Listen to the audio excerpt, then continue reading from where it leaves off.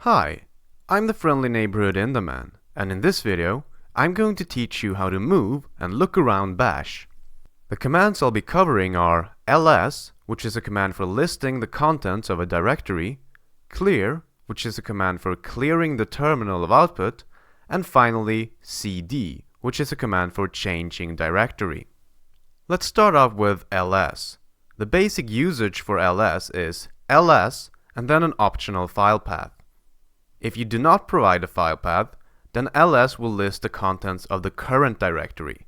If you provide a file path, ls will list the contents of the directory you provide the file path to. If I just type ls, then I will list the files of the current directory, excluding the hidden files. If I also want to see hidden files, I have to type ls and then give it the option -a. As you can see here, a few more files popped up.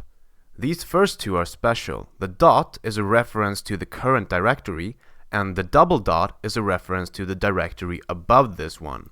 This file is just a regular file that's prefixed with a dot. Any file that's prefixed with a dot is hidden. Another useful option for ls is the -l option. This gives us a long listing of all of the files. I'll quickly go through what all of these things mean, but don't worry too much if you don't understand all of it. These two names are the names of the owner and the group the file belongs to respectively. These 9 values are the permissions for the file. They come in sets of 3. The first 3 values are for the owner, and as we can see here, the owner can read and write to the file, but he cannot execute the file. The following 3 are for the group, and in this case they are exactly the same as for the owner. The final 3 permissions are for world, and that simply means any user, regardless of them being in the group or being the owner or whatnot. In this case, these users can only read the file. The first value here is actually not a permission. If this is a D, then the file is a directory. If it's a dash, it's not. Over here, we have the size of the file in bytes, the last time the file was modified, and finally, the name of the file itself. It's also useful to know that you can combine options, so you can type, for example, ls-la or equivalently ls-l-a to get a long listing of all files. Finally, I also mentioned that you can provide a file path, so if we want to list, for example, the files in the secrets directory, we type ls and then secrets. Now we got a lot of output here, so I think this is a good time to talk about clear. If I type in clear and then press enter, I simply clear the terminal of output. In most bash environments, clear is also alias to Ctrl-L. Now, I think it's high time that we move on to change directory, or cd.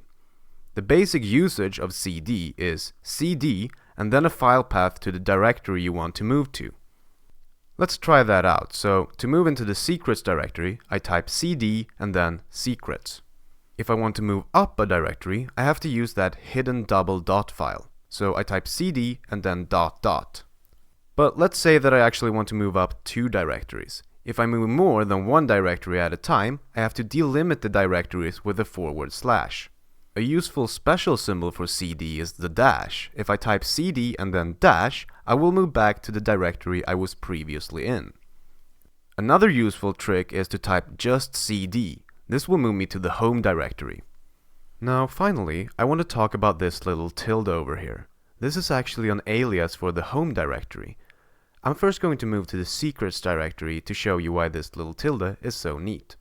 Now, say that I want to move to the downloads directory, which is a subdirectory of the home directory. Instead of doing this and moving back up 2 directories and then into downloads, I can simply type cd and then tilde and /downloads. Now, tilde is not just for cd, it can be used with any bash command.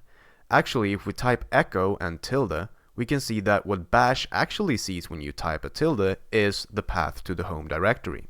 In other words, you can use it to move files, list directories, copy files, well, whatever you can think of.